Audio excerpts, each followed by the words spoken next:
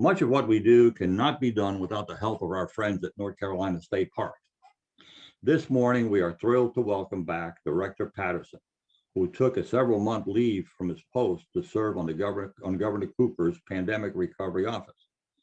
Dwayne has a passion for trails and the MST in particular, and we are excited to continue working with him to build more miles of the MST and to help people get out and enjoy it. Welcome back, Dwayne, and thank you for being here with us today.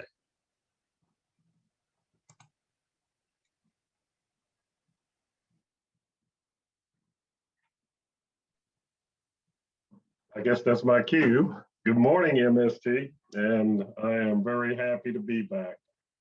I will tell you that my part of this presentation is live, so you're more inclined to have these issues of, well, I don't have any kids at home anymore, but just more inclined to have little errors here and there.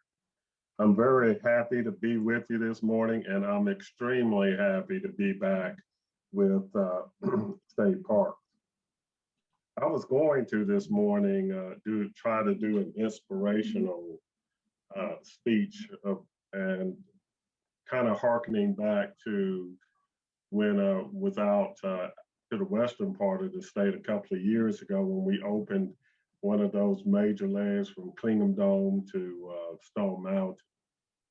When I was there, I talked about how the MST links together communities into one, just like which is emblematic of what North Carolina is, one big community.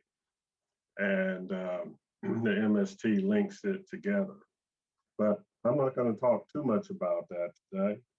Or I thought about talking about how everything with the MST started some years ago with Howard Lee, and it led forward to leadership from people like Carl and Kate, who are doing an absolutely fabulous job.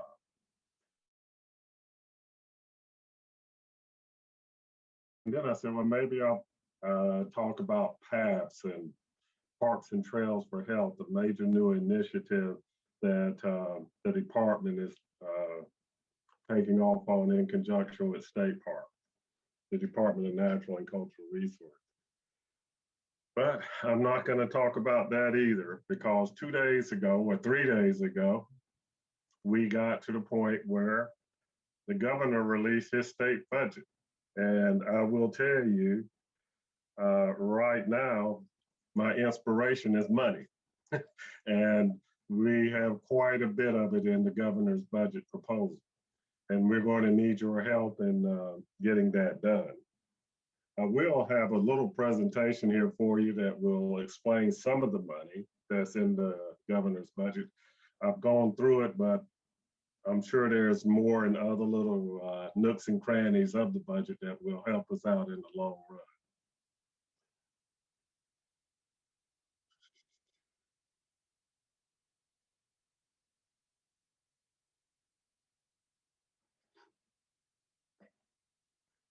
Okay. I hope that you can now see North Carolina Division of. I'll go straight into it. In our operating budget, we have a few items that, for most of you that are unfamiliar with budgets and are not accountants like I am, I'm just very happy to be in these numbers, and you're going to have to figure out a way to enjoy numbers too, because those numbers will transcend the future. In our operating reserve, which is basically our general budget, we're going to get $3 million of recurring money if this passes for Carvers Creek, Eno River, and Falls Lake, and other places that we have established NC Connect bond program. These are the positions and the equipment and other things that these parks need in order to open up the new facilities, the new visitor centers, and everything else.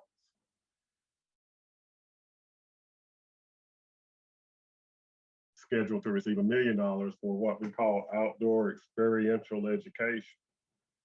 what we started right before COVID is we started working with about 6 school systems. And we went out to those school systems and agreed and made an agreement with them. If we would train their teachers on outdoor experiential education, how to get crawfish out the water and everything else. Yeah, and we will bring their teachers in during the summer months and train them on how to do that type of thing. But what they had to agree to would be to bring those kids back for a field trip during the school year, or 2 field trips, or 3 field trips. And that was going very, very well. And then, of course, COVID hit. But we also paid the teachers $100 a day when they were out there getting training during the summer. And the Friends group paid for the transportation cost of that. So we're excited to have this back in the budget. Also, $200,000 for the Conservation Corps of North Carolina, where they work with young people to come out and help build trails in our parks and other locations.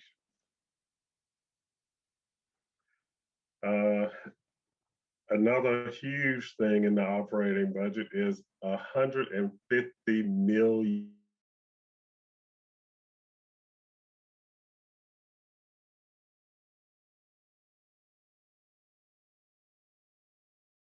over 2 years as a temporary, and $20 million over 2 years as a special allocation for trails.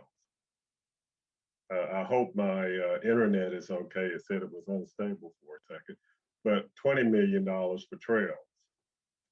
Up there on the thing, it says temporary increase to land and water fund. That's actually to part of, and we're very excited about that. Of that $20 million, the special allocation for trails, about $4 million of it will be so that you could do the early groundwork for trail development, essentially feasibility studies and things of that nature, that where you're trying to get all of these counties to come together and figure out where the trail should be. You probably know more about that than I do, but I just wanted to make sure that you realize that.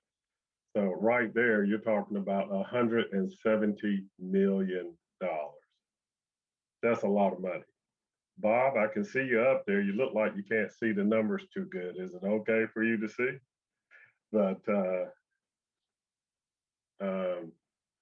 governor's land and water increase, $60 million over 2 years is a temporary increase to the land and water fund, and another $38 million of special allocation for floodplain buyouts. That is $98 million right there coming into the department to help with this. A lot of those floodplain buyouts, we're hoping that they can serve as locations for parks and trails, as well as the other $60 million that ends up going to the land and water fund. Most of you still look at the land and water fund as the Clean Water Management Trust Fund. And I just wanted to make sure you knew what that was.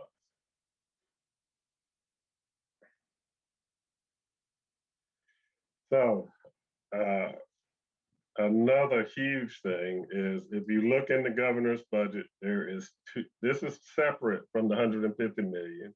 This is separate from the 96 million. But there is a bond issue proposed for $250 million.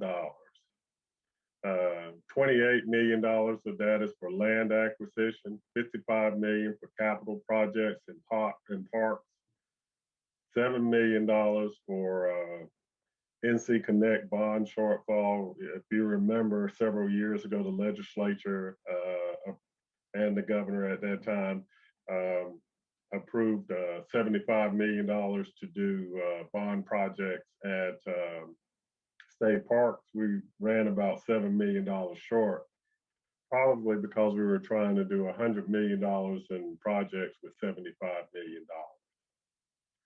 Land and water fund programs, $95 million, and local park projects, $63,848,440. So this is a total of $250 million. And just so you're aware, of the $28 million for land acquisitions, approximate several of them are for trail purchases. Most $1,000 land acquisition will be part of a trail within that park. Over Mountain Victory, Wilderness Gateway, Northern Peaks, Mountains to Sea, and Pisgah View. All of those funds are for land purchases associated with trail projects. Except for Pisgah View, just part of that $9 million will be trails. A lot of that will be used for other aspects. And then 3 new park units, $3 million each in the eastern part of the state where there is a paucity of state parks. So the land acquisition would be about $28 million out of the $250 million. The capital projects spread all over the state from Chimney Rock, and some of these projects are very much needed. Chimney Rock, that $3 million is actually for a new road leading up to Chimney Rock. If you've ever been out there, you know that that road is essentially a 1-lane road with 2-way traffic on it. And Medoc Mountain State Park, that would be mainly for camping sites, and most of these would be for a lot of camping sites. If you've tried to make reservations at some of our parks for camping, you know it's very difficult to do. This would open that up quite a bit. I'm about to go over my time period here, but if you know a legislator near one of those parks like Chimney Rock or something like that, you might want to mention to them that they need to help us out by funding additional, by making sure that we get all of this money that's in the governor's budget. Can you see the map that I have up there now, or do you still see I'm trying to get my map up.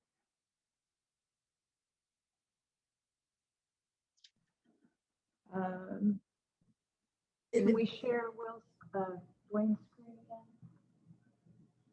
Okay. Yeah.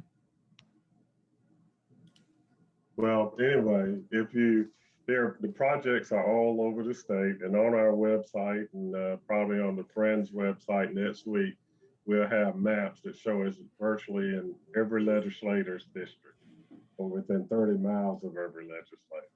So if you know them or see them, be sure to mention to them that the state parks need this. We're a major part of our community, and we're really looking forward to it. I hope money, the $150 million going to part of the $250 million going to parks. And I just want you to do all you can. I would like to say that it's wonderful working with you. And I don't know if you're aware of this, but one of my 3 main goals is to finish the Mountains to Sea Trail and increase the diversity in state parks, and to start with better educational programs within state parks. So you're one of my top 3. So I love you very much, and look forward to working with you in the future. Betsy. Thank you, Dwayne. You have we're a speck ahead of schedule. We have about a minute or 2. I did see 1 or 2 questions come in. Let me see if I can pull those up real quick. Chip asked for a link to the map. We'll get that from Dwayne. We have the locations for the new eastern units been identified? Well, yes, and it actually is on the map if I can get it up there. It's still up there, Dwayne. It is. If you see where the yellow areas are above Wayne County and below Wayne County, it will be somewhere there. We have not identified specific locations. There is a process to go through with that. We have a lot of ideas, but nothing concrete. Right. But as Well- you can see, it's a void in those areas of the state. Well, we always so appreciate your time. I'm going to turn it back over to Kate. Just so you know, we are recording this whole program and it will be available back on our website, about once we get through all of the parts and get it up there probably within a couple of weeks or so. So you'll be able to go back and pull this, but we'll try and pull everything. So Kate. Hey, good morning, everyone. It's just wonderful to be celebrating the Mountains to Sea Trail with you all today.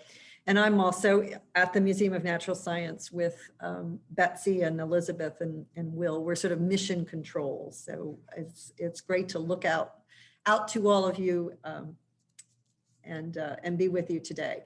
So actually, I think I said that I'm Kate Dixon and I'm Executive Director of Friends of the Mountains to Sea Trail.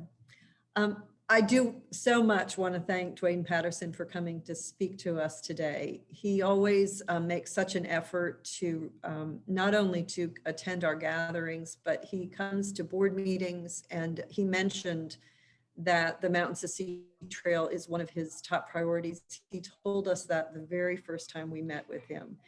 And I so appreciate, one, his leadership, his vision, all that he's doing, and also his just great commitment to partnership. He's always open to hearing our ideas and working with us. And thank you so much, Dwayne, for all you do.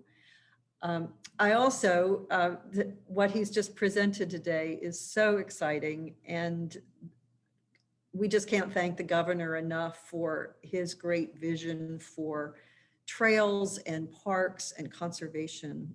And as Dwayne has mentioned, though, the General Assembly has also a big say in all of this. So one of the things that I'll be talking about in the State of the Trail, and also that when we do our question and answer session at the end of that, love to talk more about how you can help tell legislators that this really matters to you a lot.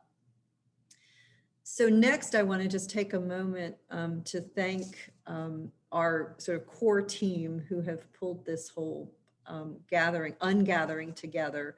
So two of our staff members, Betsy Brown, who you've been hearing and seeing, and many of you know so well, and Elizabeth Hips, who's new on our staff and our new operations manager. So as staff, they've just really been pulling things together. And then Will King, who is with a company called Meeting Contact. We first met him when he helped us with the AV for the Surf City gathering a couple years ago. And he's just been incredible on all of this. As we've shifted to doing all the pre-recording of a lot of the different sessions to make things run smoothly. And I recorded my part for what you're about to see for the State of the Trail on Monday morning. So much of what we do these days is virtual. And so you don't get to really see what's going on behind the scenes. But on Monday morning, I got to see what these three fine folks are doing. And now I'm seeing it live here today and last night. And the attention that the three of them have paid to every detail is so appreciated. And it's really clear that it comes from their hearts as well as their brains. They all really love the MST, and they love this community of wonderful people like you. And thank you all so much. So next up is our report on the State of the Trail. And you're going to hear from me and also from Marcia Bromberg, who is our board treasurer, and Les Love, who is the chair of our development committee. And then when all of us are pre-recorded, and then when that is over, we're going to have a live question and answer session. And you can, if you have a question that you'd like to have us answer, you can enter that into chat at any time, either during the pre-recorded session or also during the live session. We'll answer as many questions as we can. And if your question isn't answered, we will either answer it on chat or we will get up with you another way to follow up. We really appreciate you having questions for us. And the four folks who will be answering those questions are me and Marcia, Treasurer, Les Love, Development Committee Chair, and also Carl DeAndre, our board president. So with that, let's get started with the state of the trail. Thank you.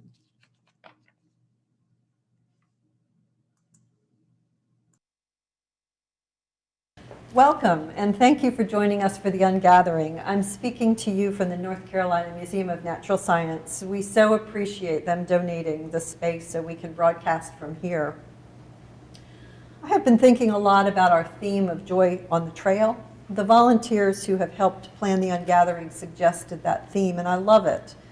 Although this has been a hard and sad year in so many ways for all of us, the trail itself has provided so much joy. I have kept thinking back to the early days of the pandemic when North Carolina had just shut down and everything was so uncertain. Staff and board helped me write an email to share what we knew about trail access and guidelines for using the trail. Within a couple of days, we had to send another email with more updates as everything shifted so quickly. For a while, we wrote to you once a week because everyone was eager for news of the trail. Many people wrote back to say what the trail meant to them. You sent us quotes and photos that Betsy Brown posted every day on Facebook and Instagram and on our blog.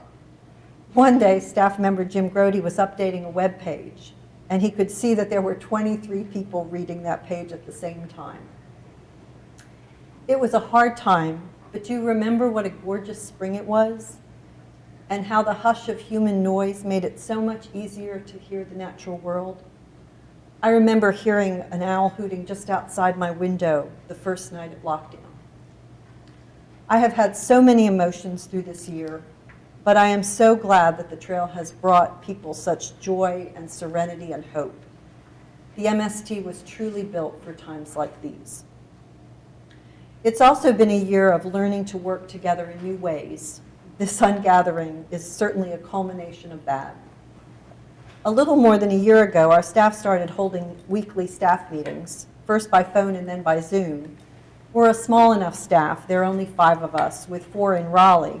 And believe it or not, we had never met so formally before. We teased Jim Grody, our only staff member who didn't live in Raleigh, that all the interaction with us Raleigheites might shock his system. And now we tease Elizabeth Hips, who just started with the trail in September, that she may not like us as well when she actually has to be in an office with us.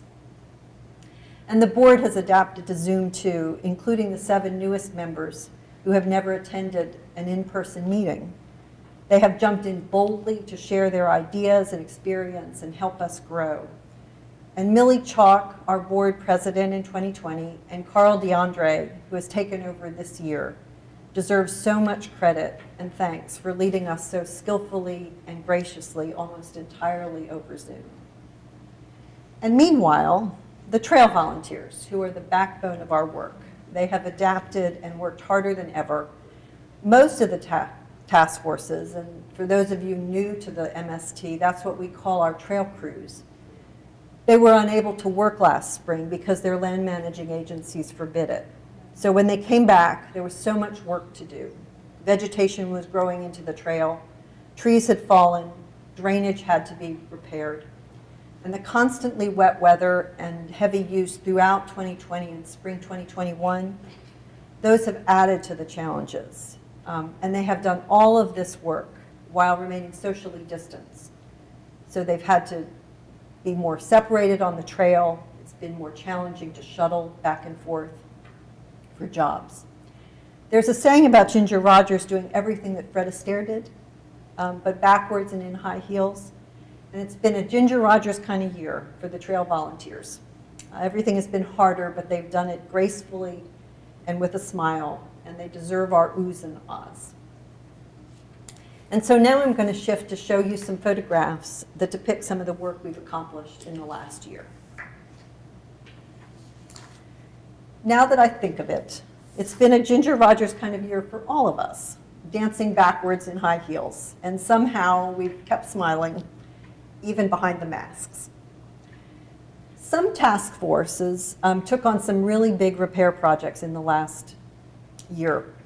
Carolina Mountain Club, which is the task force generally in the Asheville area, they're responsible for 140 miles of the trail, more than any other of the task forces. And they've undertaken some truly extraordinary projects. They have 3 crews that work regularly on the MST. Their Friday crew completely rehabbed 2.7 miles of the trail around the Craggy Gardens Visitor Center. This is on the trail. It's east of Asheville as you're heading towards Mount Mitchell. This work included building more than 300 rock steps and 25 rock stepovers. Further to the west, the Waynesville crew built 1.2 miles of trail, including construction of a log bridge between Woodfin Cascades and Orchard Overlook. And the Thursday crew rehabbed the trail from Beaver Dam Overlook to Farron's Knob in a major project that includes 40 new water bars and steps. Before COVID hit, the Central Blue Ridge Task Force completed their own rock step project. After a year of social distancing, when I see these pictures, it makes me jump a little because people are so close together. Donnie Williams, who's one of the volunteers with that task force, he photographs all of their work days. That particular task force is responsible for 70 really remote miles in the Pisgah National Forest in segment 4 of the trail. And Donnie has made this wonderful series, really extraordinary series of photos of that rock work project. And we're going to put those up on Facebook, Instagram, and on our blog, so you'll be able to see them soon. But these are just a couple pictures of some of the work, using drills, for example, to break the rocks. Just a lot of close work. This was back, as I said, before COVID hit. And this is a stretch of that work that they did, making it so much easier to walk. After lockdown, they couldn't work on projects quite as close together as that, and so they got to work on keeping their entire 70 miles open. This is an example of one of the trees that they had to cut out of the trail. Elkin always has something exciting going on. One of their big projects this year was to build a 55-foot bridge over Grassy Creek. The Upper Haw River Task Force, which works in the Greensboro area over through Alamance County along the Haw River, has done a lot of rehabilitation of old bridges, boardwalk, steps. And this is a project that they undertook in the Glencoe area. This is along the Haw River near Burlington, and replacing some boardwalk and steps with funding from REI. I don't have a picture of the next one, but the Eno River Task Force has been repairing 2 miles of the trail that was destroyed when a sewer line was put in. And one of the things that they've done is they've planted 3,300 native trees to restore the natural habitat in that area, and most of that tree planting was done by local high school students. The Falls Lake Task Force, and this photo that I'm showing now shows some of what they've had to deal with. There's been a lot of flooding along that section of the trail, and it's been obviously really, really tough on some of the bridges. And so this is an example of one of the bridges that was washed, damaged through a flooding event, big flooding event. And they've been replacing those bridges. This particular bridge, when they put it in, this family of hikers were just waiting to cross it. A wonderful picture of people enjoying this part of the trail. Ben Jones, our staffer, has led quite a few work days down in the coastal plain. This particular photo is taken at Harmony Hall. That house was built before the Revolutionary War, and it's owned and managed by a nonprofit organization that lets through hikers camp there on their way through Bladen County.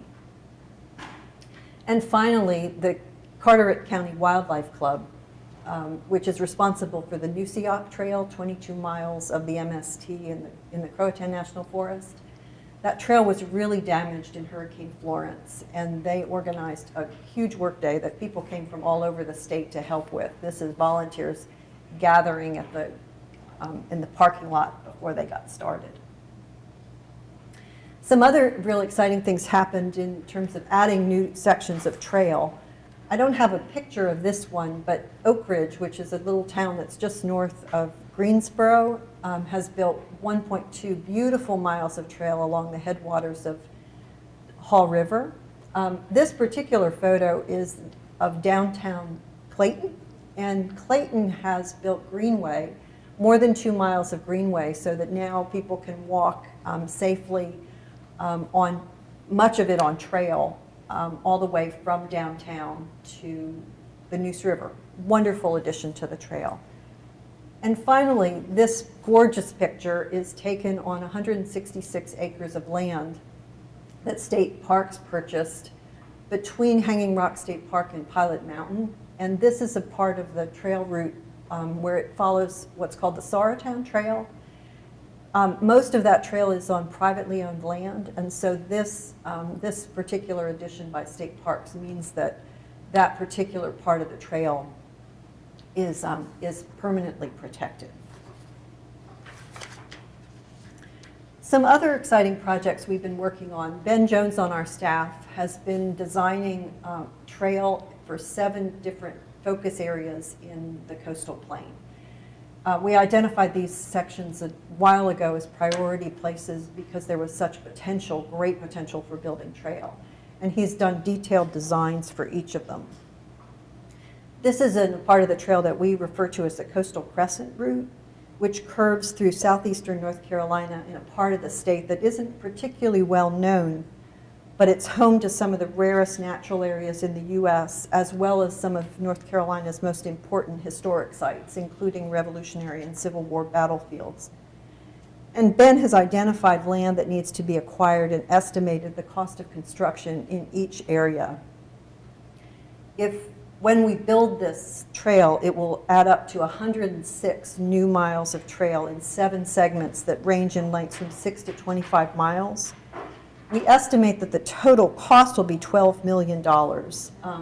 Much of that money for land acquisition or bridge construction, we think we can raise from state and federal grants. But there's a lot of other work that still needs to be done, working with land managing agencies, communities, and volunteers to make it happen. And so we launched a campaign to raise $350,000 to aid us in that work. To date, we've raised $200,000, so we have $150,000 to go. Here are a few pictures that show, or maps that show the kind of work that Ben has been doing. This is a vision for the trail route following a railroad line that runs between Camp Lejeune and Cherry Point. This particular map shows you from Jacksonville all the way over to the Croatan National Forest.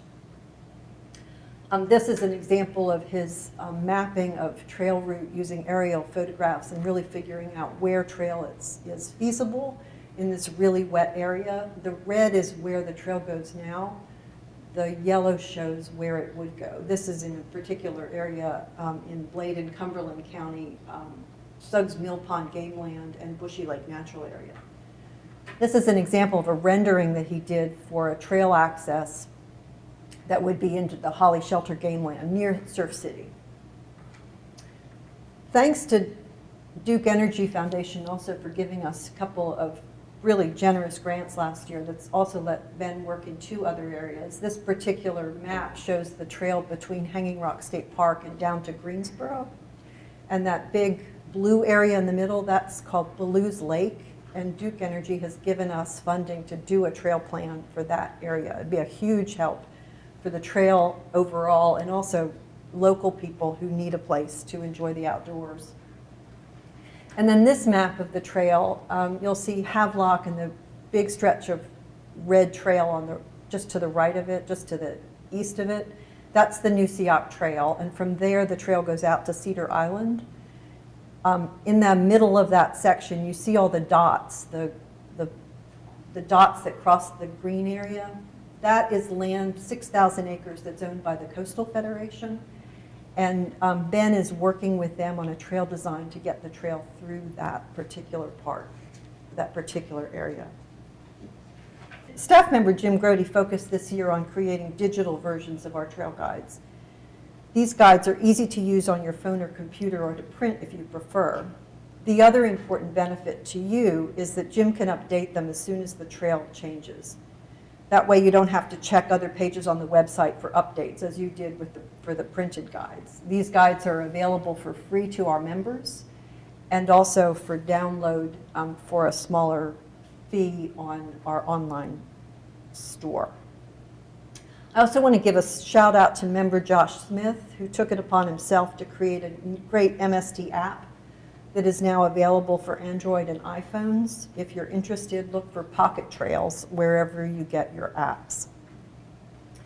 Jim and our amazing cartographer volunteer Curtis Bellia have also been working to update the trail maps and info in kiosks along Falls Lake. There are about 20-some kiosks, and updating them, each one of them, we're making a specific map for that part of the trail. And so we're learning a lot and hope to be able to provide this kind of information soon in other areas. Jim's guidebook about outstanding day hikes has also been a huge hit.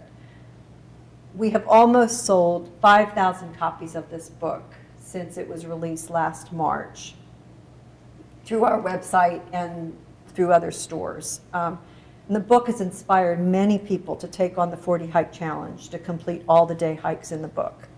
We've had 9 completers so far, and we know there are lots of others out there working on it. Those are my final slides for the moment. So one of the things that I've been working on this year is working with leaders of other trail nonprofits to ask the governor and legislature for more funding for trails, including the 9 official state trails. The MST is the longest of these trails, and it's really the backbone of North Carolina's trail system. But all 9 are visionary long-distance projects. Each of them was added to the state park system with a vote by the legislature. But except for occasional grants, the state does not support these trails financially. And our goal is to really develop a stronger public-private partnership to support North Carolina's state trails. If we're successful, the state will start investing $150,000 annually in each trail and also make money available to buy land and build bridges and boardwalks. The trails will remain a public-private partnership, so help from members like you will still be very much needed. But the investment by the state will speed the pace of building new trails substantially. I want to also thank our Friends member, Richard Hivitz, for a generous donation that made it possible for us to hire a lobbyist, Tony Solari, to help make our case in the General Assembly. One final exciting announcement is that we have just received our largest individual gift to date when an anonymous donor contributed $100,000 to establish what we're calling the Mst Forever Fund. We'll use the fund to build and improve the physical trail. Example projects include improving signage and installing kiosks, building bridges and boardwalk, even acquiring land and easements. The Triangle Community Foundation will hold and invest the money for us, and we plan to use about 15% per year and then fundraise to replenish the fund as a continual steady source for the MST. My spirits have really been buoyed this year by the outpouring of support by people like you. I have so much hope for the MST's future. At the end of 2019, we had close to 1,200 members. But today, 15 months later, we have 1,750, a 31% increase. Your donations of time and money give us the opportunity to do so much more to build and support this extraordinary trail, and I thank you. Now let me introduce Marcia Bromberg, our board treasurer, who will tell you more about where we stand financially. Thank you. Good morning. As treasurer of the board, it is my job to report on the financial health of the Friends, and I'm happy to say all is well. Last March, I wasn't certain this would be the case, especially as we made the decision to cancel the gathering and refund registrations. We knew that in addition to the refunds, we would lose valuable business sponsorships and support, as well as ongoing support from businesses that were dealing with a difficult pandemic themselves. But then the good news began. First of all, many of the gathering registrants allowed us to turn their registrations into donations. And if you were one of those people, thank you very much for doing that. We also received a payroll protection loan, which ensured that we would be able to continue paying staff as they worked hard from home. And by the way, that loan turned into a grant and we never had to pay it back. But the really wonderful surprise is the way people stepped forward to support the Friends and the trail. Current members made extra gifts or increased their annual giving to the trail. And many people, discovering the trail as a respite from their challenging pandemic days, became friends and began supporting the trail as well as using it. So I'm going to give you now a look at our revenues and expenditures for 2020. And here you can see that individual donations, as I mentioned, increased by over 30%. And this is while corporate and business donations decreased by over 50%. So we were fortunate to have individuals step forward. We also received a couple of very generous donations from Duke Energy, and you can see that under foundations. This is for specific projects in the triad in eastern parts of the state. And finally, if you look at the bottom of income, you'll see under merchandise how well we have done. And that is largely, in fact, and thanks to the great Day Hike book. Thank you, Jim Grody, for that. It is very popular. Many people have bought it, continue to buy it, and people are working hard to get all of those trails done across the state. And by the way, it makes a very great present for people. I've given it to a couple of people, and it can be paired with a gift membership, and people love getting this. So now we are going to switch to our balance sheet, which is also very good. And here you can see we ended the year with significant assets and very few liabilities. And more importantly, we had unrestricted reserves, those available for operations, available to us to continue to build and improve our trails and make sure the public knows about the trails, that they're well informed and educated, and they know where to find trail and to know that everybody is welcome on our trail. And we also have over $300,000 of restricted gifts for projects such as the Coastal Crescent and those two Duke Energy projects I mentioned earlier. So thank you, everyone, for being a friend, for supporting us, and making sure that we ended our year in a very healthy financial state. Thank you, Marcia, for presenting our financial picture so clearly. Thanks to all our members for keeping us stable and putting us in a position to take on an even bigger role for the trail. Now I want to tell you more about our plans for the future. The board and staff have done some really great work over the last couple of months, developing a clear and exciting vision for the next few years. But first, let me start with a personal announcement. About a year ago, I told the board and staff that I plan to retire at next year's gathering, which will be April 8th through 10th, 2022. Next year, I will have worked for Friends of the Mountains to Sea Trail for a little more than 15 years. Working for the trail has been a highlight of my career because the trail itself is so inspiring, but also because I work with so many talented and passionate people, and I love being part of this joyous and welcoming community. But my husband, Dan, has been retired for 3 years now, and I am ready to spend more time with him. We're planning to hike and travel, and I want to cook and garden and read. And so over the last year, since I told them, the board of directors has been preparing for the transition to a new executive director. And they've assessed our strengths and weaknesses, defined what attributes they are looking for in a new executive director, and now they have written a new 3-year strategic plan. They are in the process of drafting a job description, and they plan to start advertising for the position in late spring or early summer. Honestly, my retirement is still far enough off that it doesn't feel very real yet. And I'm very excited about all the work we have in front of us over the next year. But we want to keep you informed. We also welcome you to share ideas for the transition with me or members of the board. And we also encourage you to let potential candidates for the position know about it too. So here's more about why I'm excited about the next year. The board has developed a really great strategic plan for the next 3 years. They started by reaffirming our commitment to 6 core activities. The first activity is that we help people find and enjoy the trail and get involved. Second, we are working toward a fully off-road trail by securing land and easements.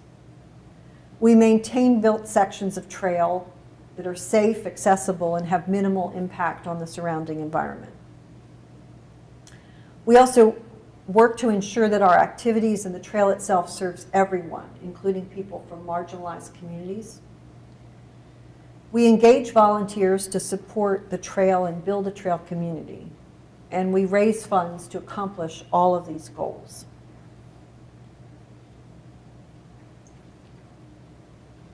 After reviewing all of those activities, the board then discussed what new initiatives do we want to take on in the next 3 years. And they came up with 6. One is that they are committed to improving the signage and kiosks along the trail to better identify its location and explain the trail to users. This project will probably involve hiring another staff person, and the new Mst Forever Fund that I mentioned earlier will help provide dollars for trail improvements, and that'll be a big help in our effort. Second, we're going to pick up our work in acquiring land and easements. Friends of MST has not played this role before.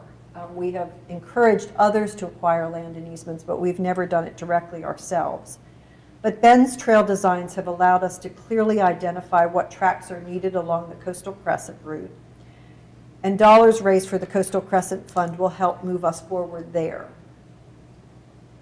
And in addition, we're now developing plans for parts of the Piedmont where the MST is still on roads. Next, we're going to expand our outreach to communities of color. We are working to establish a culture within the entire organization of justice, equity, and inclusion. The focus is from everything on trail design to outreach activities. And this fall, we will be hiring an intern to help us engage with people from marginalized communities. We're continuing our work to advocate for state government funding. We'll work with a coalition of trail groups to seek more funding for state trails. We're committing to engaging volunteers in new roles. We have an incredible team of volunteers who build and maintain trail, but we have fewer people working on other critical tasks, promoting the trail, raising money, engaging new hikers, supporting MST through hikers, advocating to the legislature. There are so many ways people can help, and we want to make it easy and fun for more people to get involved. And finally, we're committing to raising more dollars. Our vision for the MST is big, and we are eager to do more to fully achieve it. Now I want to turn the program over to our board member, Les Love. Les is the chair of our development committee, and I so appreciate all he does for the trail. First, I get the honor of thanking all of you for giving to support this wonderful trail. Kate has told you about the incredible progress that we've made in the last year and about our exciting plans for the future. That work is made possible because of members like you. We receive occasional grants for special projects, but you are the ones that keep our doors open so we can accomplish so much.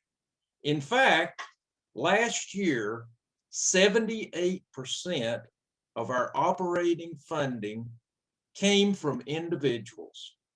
You make this trail happen, and we thank you. I've been volunteering for the MST for 24 years now. First, helping Carolina Mountain Club crews build the trail, and now on the board of directors. I've seen the steady progress that we've made to build the trail but the growth in our membership in this last year was absolutely phenomenal. Welcome to those of you who are new to the MST community. Last year, when North Carolina shut down, the MST Development Committee decided that we should make a telephone call to personally thank every person who made a gift. It was such a great idea. We knew it was a hard time for everyone, and we wanted to let you know how much we appreciate you giving to the trail. I have absolutely loved making those calls. It's been so encouraging to me personally to get to talk to a lot of you and learn firsthand what the trail means to you. And little did we know when we started doing this and started making these calls that 1,750 people would give. And that was 561 more than the year before. That's made it quite an undertaking, but it's all been great. So thank you. Now, on behalf of the board and staff, I want to speak a little bit about Kate, her upcoming retirement, and the legacy of what she's accomplished for the trail and for the Friends of the Mountains to Sea Trail. I just mentioned that I've been involved with the MST for a really long time, since well before Kate started in 2008. That means I've seen firsthand just how much the trail and Friends have grown. It's been inspiring and fun to work with her on so many projects. She welcomes people into the work so that everything is a team effort. And then she is so appreciative to everyone. When Kate started work at Friends of the Mountains to Sea Trail, it was almost entirely a trail maintenance organization. It was led by an avid, skilled group of trail workers who did great work then, and they still do today. I've heard Kate say that one of her biggest accomplishments is that she didn't mess that up. And that's true, but the trail crews have also grown tremendously in her time. The year before she started, MST volunteers worked around 13,000 hours, which is a lot. But in 2019, they logged almost 34,000 hours and worked in 8 more locations than they did before she started. But that's not all that changed. Over 200 miles of off-road trail have been added, bringing the total off-road trail to 720 miles. Some significant continuous sections are 361 miles in the mountains, from Clingman's Dome all the way through Stone Mountain State Park, and then 111 miles in the Piedmont from the Orange-Durham County line all the way over to Clayton. One of Kate's biggest accomplishments has been development of the coastal Crescent route of the trail. This was in a part of the state where no trail had been added in 30 years. And she worked with conservationists and community leaders to design a route that immediately opened 58 miles. Now, as she told you earlier, Friends is working on plans to add an additional 106 miles. Under her leadership, the Friends website has developed, Google Maps have been added, trail guides have been published, and the Day Hike Guide has come out, published by UNC Press, no less. She has recruited a talented and fun staff that we all know and love.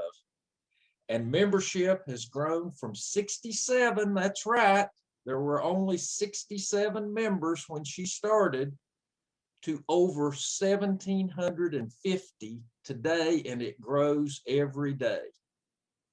Our annual gatherings have steadily outgrown their venues, and we've moved them around the state to showcase communities that are increasingly excited about the MST.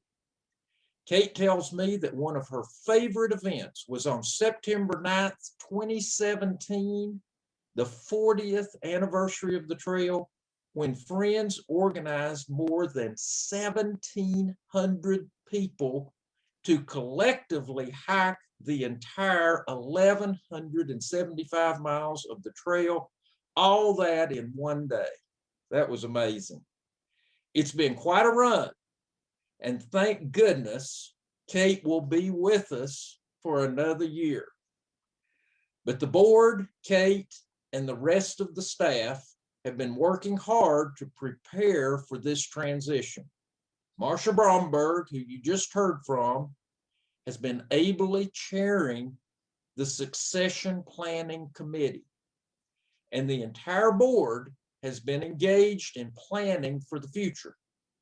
As Kate mentioned, we plan to start advertising for the new executive director in late spring or summer. Our goal is to have some overlap so that Kate can help the new ED get settled. One thing we have decided to do is to launch the Kate Dixon Legacy Fund. The Kate Dixon Legacy Campaign, to provide a way for people who want to honor Kate to make a gift for the trail. The board asked Kate how she would like to see the gifts used, and she told us she is excited about building the Mst Forever Fund and also raising money for our work on the Coastal Crescent route. Both of these funds provide a great way to help us achieve the goals laid out in the 3-year plan, while also honoring Kate's accomplishments. If you'd like to make a gift in Kate's honor, we have created a page about the campaign on our website. Betsy will put the link in the chat box now. We encourage you to get involved in other ways too. If some aspect of our work particularly inspires you, including a new project we're undertaking with the 3-year plan, please reach out to our staff or board member to offer help.